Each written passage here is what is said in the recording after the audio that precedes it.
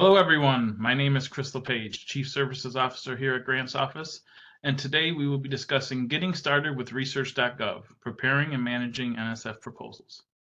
Before we get started, I've got a few housekeeping items for you. First, feel free to ask questions at any time during today's event using the Q&A interface on the bottom right portion of your screen. Submit as many questions as you'd like, and we'll get to as many as possible towards the end of the session.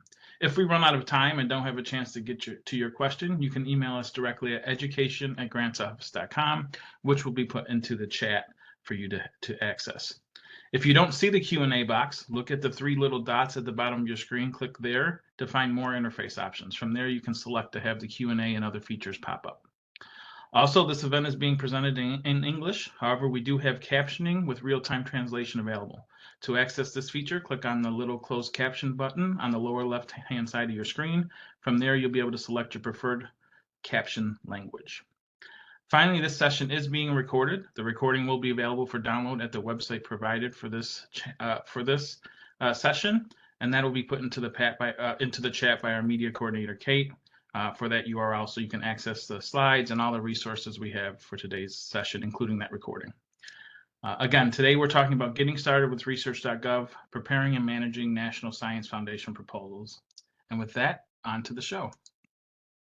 We are joined today by the august Dr. Liz Shea, Senior Consultant overseeing our education and research verticals at Grants Office.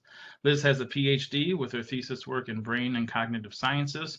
She has nearly 2 decades of experience in grant space, having held roles on both the applicant and funder side, and certainly the consultant side here at Grants Office. I'd like to say thank you, Liz, so much for joining us today to share your knowledge.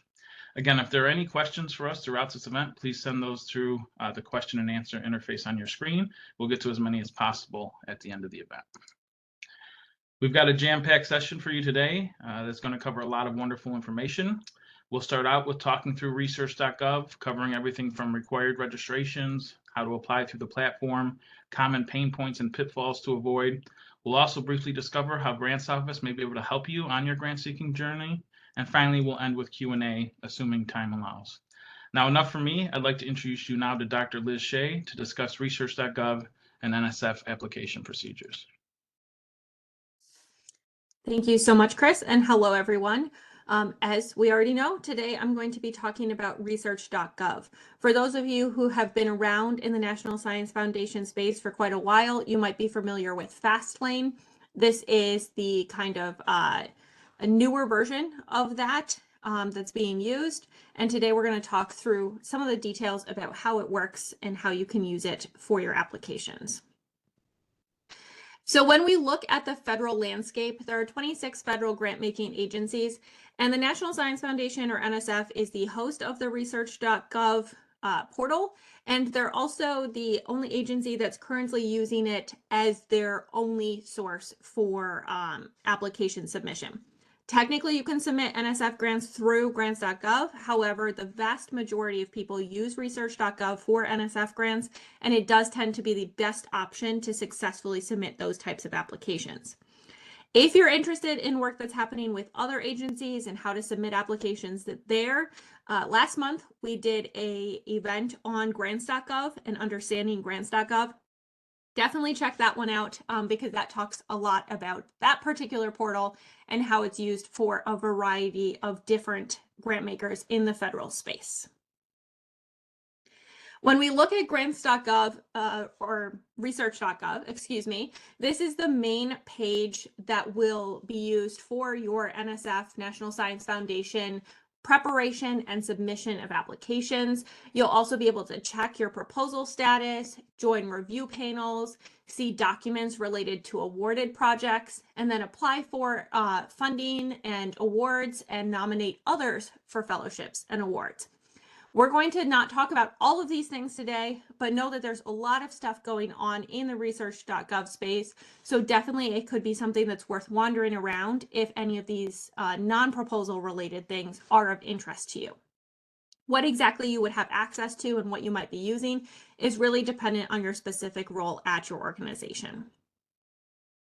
You'll also see that you can do some other financial kinds of things on the research.gov portal. This is where you manage your financial information for your existing awards, do administration for your organization, see highlights from the National Science Foundation. These are sections really that your Office of Sponsored Programs or other kinds of grants managers tend to use. If you are one of those, you might be familiar with this space. If you aren't one of those, you probably are not playing in this area too much. For today's conversation, we're going to be focusing on the application process specifically, so we're not going to be talking about this side of things and the post-award management. When you first log into the portal, you're going to find lots of different categories of things that you might be doing. I already talked a little bit about those categories that you can do on research.gov, and you see a little bit of a different format once you log in. For today's conversation, we're going to be focusing on the proposals section specifically. When you look at the proposals section, there's a few different areas that you might be interested in. You might want to prepare and submit your proposals. You might want to use their demo site for this, or you might want to check proposal status. If you're unsure about any of these things, definitely the best places to start are the help area, which you can see up in the top right of the page where there's a help section. And then the other thing you might want to explore is the demo site. This lets you basically mock up what it would look like to prepare your proposals before you do it in practice. It can be a training opportunity if you're not super familiar with the portal before you figured out all the details of what you're going to be doing. As a note, the demo site can only be viewed if you are logged in to the research.gov portal. And then the other thing to keep in mind is that the demo site does not work with all browsers. So if it's not loading and you just get a little screen of that loading window for a really long time, you may want to try a different browser and see if you can get it to work better in that particular space. When we go into that help section that I mentioned, you're going to see a lot of different categories for information. There's a lot of details here about how you use research.gov for various different kinds of things, including finances, and how you're going to look at results and areas like that. For today's conversation, because we're talking about proposal preparation, that proposal preparation and submission category is really going to be where you want to focus most of your look at the help topics. It talks about all the other major things as well. So if you're ever curious, it's definitely a good place to start if you're stuck on something, and they have a lot of information there. When you go inside the portal, the first thing you're going to do when you're getting ready to do this for real is to prepare and submit your proposals. The demo site looks very similar as well. But inside prepare and submit proposals, you can start a new proposal. You can work on one that's already in progress, or you can view submitted proposals and updates on the status for those. Which you're going to select is going to be based on the requirements of a specific grant program and where you are in the process. You can see there's that little blue box up towards the top of the screen that notes only users with a PI role can prepare new proposals. Only users with a PI, Sponsored Programs Office, or Authorized Organizational Representative role can prepare new letters of intent. So those are definitely things to be keeping in mind. If you don't have the right role, which we're going to talk about coming up, you're not going to be able to do these things. You can see from this page that I was on here, most of the options under Prepare New are grayed out, and that's because the role that I was in was not allowed to prepare new things. When you're starting something new, you're going to obviously use the Prepare New section. If you are already in progress with something, you want to look at it under In Progress so that you're not restarting things again when you already know what you're doing. It's also really important to note that there is no place on research.gov to figure out what grant you want to apply for. You're going to need to do that elsewhere before you dig into this particular portal. So NSF.gov does have the grants that they're proposing and things that you can apply for. You can also look at grants.gov, or you can use Grants Office Services to help figure out what grant you want to apply for, and then you can view that grants guidance on the program page so that you know what you're going to need to do once you get into the research.gov portal. I already mentioned our webinar last month about grants.gov. That also has some information there about how to navigate that website. So with that, we have the very basics of what research.gov is. So now I want to dig into the most important steps. So first things first, we need to talk about registrations. Before you dive into figuring out what you're going to apply for, before you dive into anything else, you're going to have to handle these registrations, as they are the key first step to make your organization even capable of applying for any grants through grants.gov. So things to know while you're doing the registration process. First off, there's two systems that you're going to have to keep in mind. If you're applying for an NSF grant opportunity, you must be registered with both sam.gov and research.gov. The registration with sam.gov must be done first. So these registration steps are sequential. You need a unique identity identifier, or a UEI, through sam.gov before you can register in research.gov. In order to even set up your account fully, you're going to need that information. So make sure that you've already registered in sam.gov. Information across the systems is going to need to match exactly, things like your legal business name, entity details, etc. So if you ever mess anything up in that process, it kind of all falls apart. So definitely important to make sure that you pay very close attention as you go through these registration processes. Something that's really important to keep in mind is that it is a slow process, particularly for the sam.gov component. That registration process requires an annual renewal, and it must be active when you're submitting. And that process can take a long time, anywhere from 2 to 6 weeks or so. So you need to start really early in the process to make sure that you have an active sam.gov prior to doing anything in research.gov. And then we're going to talk a little bit about roles coming up again in the future, but roles are assigned in research.gov, and each of those have specific access and permissions. So you're going to need to update and maintain these roles with intention to make sure that you actually can do the things that you need to be able to do. As we start out this process, I've kind of gone through it at a high level, but digging in a little bit more, we need to start with sam.gov. So start on the sam.gov homepage, make sure that's where you are, and click on Get Started. This is going to start the registration process. If you think your organization might already be registered in sam.gov, but you aren't sure, or you're just curious and want to save your fiscal office or leadership a question, you might want to click the search option to do some investigating in this process. If you want to talk with your internal folks as well, that can also be a good option to learn some more information about who to talk to. As you go into search, you're going to want to enter the name of your organization into the search bar. So for example, I did this with Grants Office, and we have an active registration within sam.gov. We also, from this page, can view our UEI number, and then we can click into the organization name to get some more information.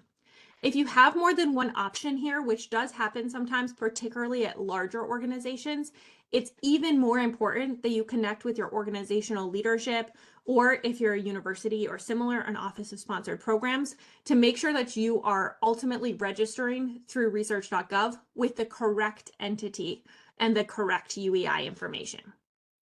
When we click through for even more information, one of the really key things that we can get is the primary point of contact associated with the specific organization. So this is who you should be contacting with regards to questions about sam.gov, or to get you started on the process of getting registered with research.gov. This search could come up empty, so then you need to check with your fiscal office or your leadership to ask about what the appropriate party is to register for your accounts, to make sure that you have all those pieces in place appropriately prior to trying to do anything in research.gov. Once you've figured it out and you know what UEI you need to focus on and all of those kinds of things, next you need to look into the research.gov registration process. This starts out pretty simply by going to research.gov and then clicking the register button in the top right corner of the page, and this will get you started on the process. Once you have set up a registration, making sure that you include the correct UEI and making sure that you give your personal information and details and set up a password and all of those kinds of things, you're then going to find that most of the website is locked out for you. There's going to be a little lock icons next to all the things you cannot do. Things that you can do would be things like looking at the demo site. However, the vast majority of things, including submission of proposals, will be locked out for you until you have added a role. You should coordinate with your organization administrators for this process to make sure that you do the correct registration roles and then they can approve things. Most people are going to be clicking the Add Investigator or Authorized User role. If you're a sponsored program officer or similar, you might be in the organizational role side of things. So that's where you're going to focus. To get started, if you're doing the Add Investigator or Authorized User role, you're going to click into this and then you need to select your appropriate role. If you're leading research projects, you're likely to be a principal investigator or co-principal investigator, and you're going to want to select that option and then hit submit. Once you've hit that submit, you're going to want to talk to your organizational representative to make sure that they go into research.gov and approve you for that role. That's a super important process because until you are approved, you won't have that role in research.gov. That approval process, once they say approved, usually takes around 30 minutes to have it update back into your account. So definitely this is another space where you want to make sure to give yourselves time to prepare these kinds of applications and these components prior to trying to sprint to the finish line on getting a specific application submitted. So now that you have a role, it's time to think about how to apply via research.gov. So going back to this page that we started at earlier, you're going to want to click that Prepare and Submit Proposals option, and then you're going to want to select the right choice under Prepare New. In most instances, for NSF grants, you're going to want to submit full proposal, but there are also opportunities where you may need to submit some of these other options. It's really dependent on the specific grant.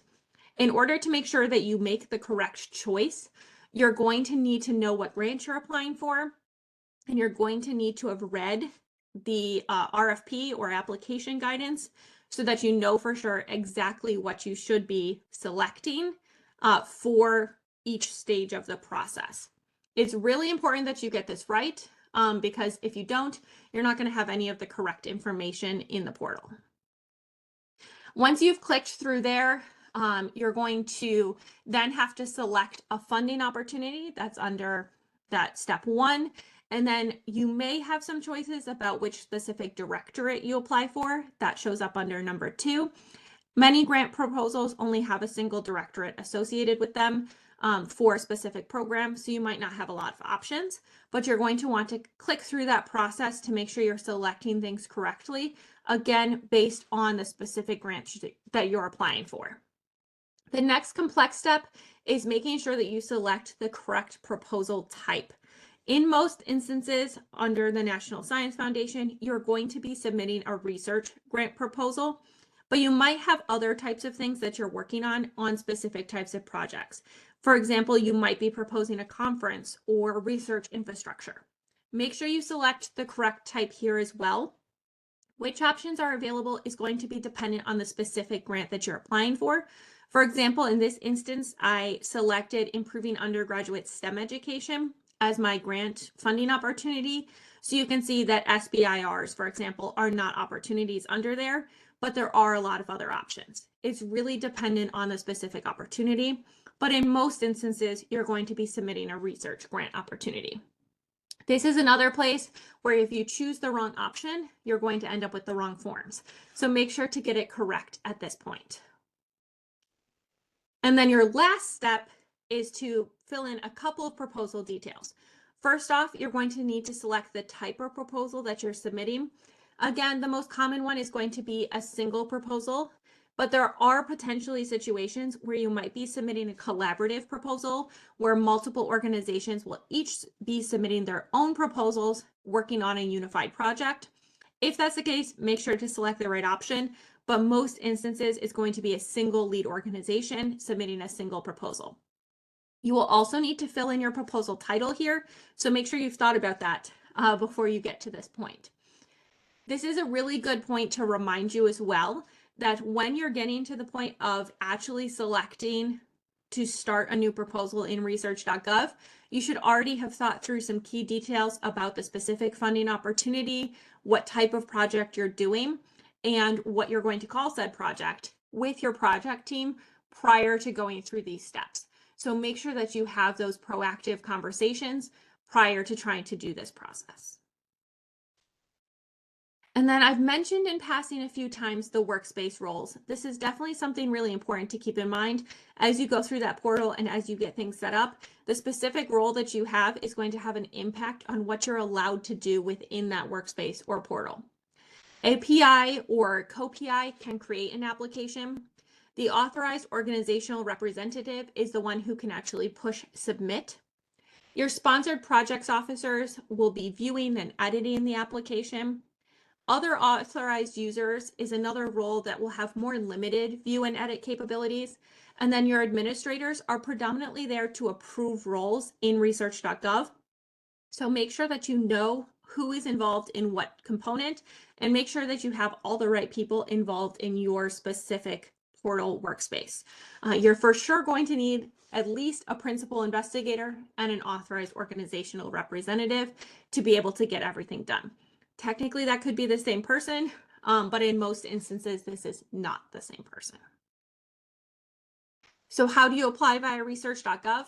First off, the administrator needs to approve roles for the PI, AOR, sponsored projects officer, and other relevant parties involved in the process.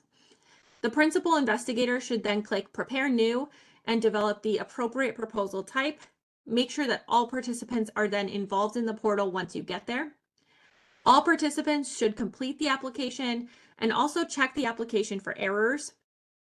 The principal investigator will confirm the application is finalized and notify the authorized organizational representative that it's ready to submit. And then the AOR will submit the completed application. So definitely make sure you are considering all these steps through the process and have everyone involved in their specific roles. I want to close out today with some common research.gov pain points and how to avoid them.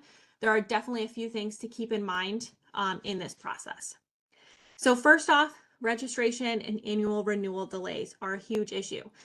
Registering SAM.gov, as I mentioned, can take a few weeks to complete. So make sure that you have confirmed that you have an active UEI before you're trying to apply. Those renewals are not automatic. So if you're in charge of your organizational SAM.gov registration, make sure you set a reminder for yourself to do that annual renewal process. Also, make sure your accounts are set up appropriately. Ensure that all your accounts are linked to the organizational profile through the correct UEI. And also make sure that you have roles approved by your administrator and make sure you give yourself adequate time to make sure that happens. Sometimes organizations can end up with folks in the wrong UEI. For example, it might be a research foundation affiliated with a university rather than the university's UEI itself, or things like that. So definitely make sure you've had the conversations to know what the correct organizational profile is and make sure you save time to set up those roles. Also, sometimes with the roles, things can get kind of confusing. Not everyone can start an application, not everyone can edit an application, and not everyone can submit an application. Make sure you have that internal coordination happening and make sure everyone has the appropriate role for the part that they will play in the application process.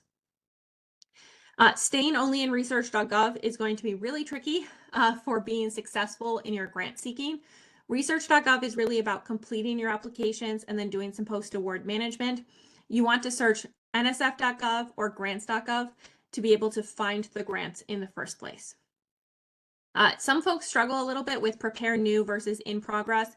It's just something really important to keep in mind. If somebody else on your research team might also have the ability to start a new application, make sure that you have checked the in progress and that you only have one application being set up for a single project and that you're not working on top of each other or creating more work for yourselves. In terms of some of the other kinds of things, we see issues with people selecting the incorrect proposal type during the creation process.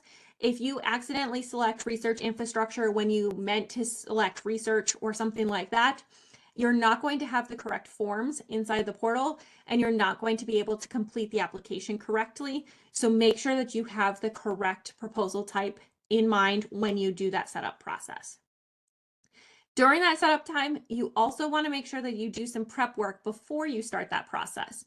You're going to need to know some details about your project, as I mentioned, including things like the title before you start your application. So have those conversations early to make sure that you're prepared. Another thing that comes up during the end of the process is compliance.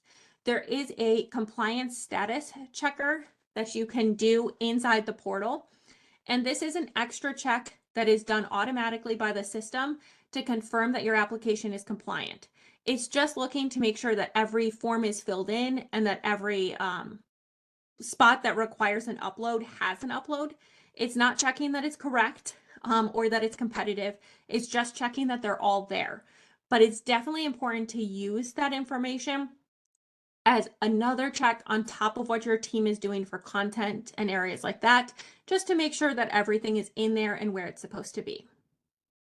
In terms of deadlines, make sure you set an internal deadline at least 48 hours before the program is due, and aim to submit 24 to 48 hours before the official close of the program. This is because sometimes there are technical issues, and it's extremely rare that you get an extension for them. In most instances, you just are kind of out of luck if you try to hit submit after the deadline. So make sure you give yourself time to make everything happen, and then you'll be able to confirm that it's submitted before the deadline hits. And then on the post-submission side of things, there can sometimes be uncertainty about where you are, has it been reviewed, etc. Monitor the application status in the system. Watch for direct communications from NSF in your email or similar to be able to see exactly what's happening and so that you know where you are in the process. It can sometimes be quite slow to hear back from NSF, so it's nice to be able to check there to know how things are going. So as I close out for today's conversation, I just wanted to mention a few resources that we have. On the SAM.gov side, there's a couple of pages that are really helpful: the registration page, the search page, and the help page. And then on research.gov, there are two main pages that are most helpful: registration and support. So definitely feel free to check these out after today's conversation as you start to pursue any of your research.gov related applications. And with that, I'm going to hand things back to Chris.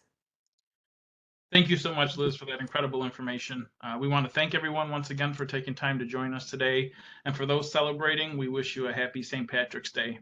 On that note, when you need more than the luck of the Irish, Grants Office experts are available to help you every step of your grant-seeking journey. We offer everything from prospector development, project development consultation, prospecting relevant funding opportunities for your projects, to writing, proposal review, and other services.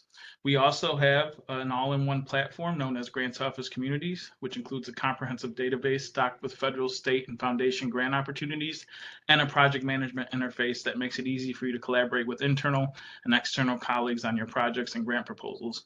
You can sign up for a no-cost, no-obligation 2-week trial by scanning that QR code.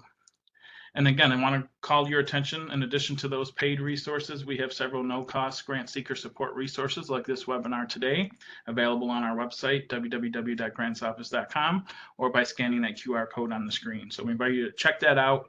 We have a lot of great stuff on there at absolutely no charge. So with that, I'd like to go ahead and get into some questions that are in the queue. We have a time for maybe 2 questions. First question here comes from Jody S. Appreciate the question. What is the CAGE number? So the CAGE number is a great something that's part of the SAM's registration process. It's actually put together, I believe, by the Defense Logistics Agency for anyone contracting with the federal government. You don't have to do a separate application for that. The Defense Logistics Agency will review that as part of the SAM's registration process and assign that code. It's mostly identifies the site by location for procurement processes. So at the end of the day, when you get that grant, you contract with the federal government, you want to be able to actually receive those dollars from them, and that CAGE code becomes critical to that process. Again, one more question here. Can I use research.gov for non-NSF research grants? Liz, I'll have you take that one. Yeah, great question. It's complicated, I think, is the short answer there. So research.gov was originally set up with the goal of supporting all research grant applications that are happening across the federal government, or at a minimum happening across several different agencies. As it stands right now, NSF is the only agency that is using it as really the one-stop shop to be able to submit an application. However, we do see other agencies, for example, Health and Human Services or HHS, some of the agencies within that department will use research.gov for certain application components. One of the areas that we see it's most commonly used is for things like your curricula vitae or CVs. For researchers, the resumes of the research land, it's frequently used there as a place to submit a kind of standard format CV. For across multiple federal agencies, but it's much less common for them to use it for anything beyond that or for a full application like we're seeing with NSF. However, it could change at any point, and we might end up seeing other agencies take on more components in the research.gov space. Thank you so much, Liz. And again, that's all the questions we have time for today. If your question did not get answered, or if you think of one later, please email us at education@grantsoffice.com, and someone will be in contact.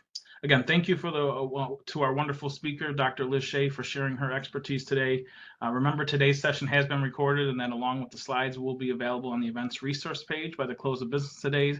That was dropped in the chat window, so you have that link. So if you missed anything, you want to share this event with colleagues or acquaintances, or you want to come back later for a refresher or to cover something that was discussed on today's event, you can do so at your convenience. We hope you found today's event to be valuable use of your time, and we look forward to seeing you on a future Grantcast. Thanks, everyone.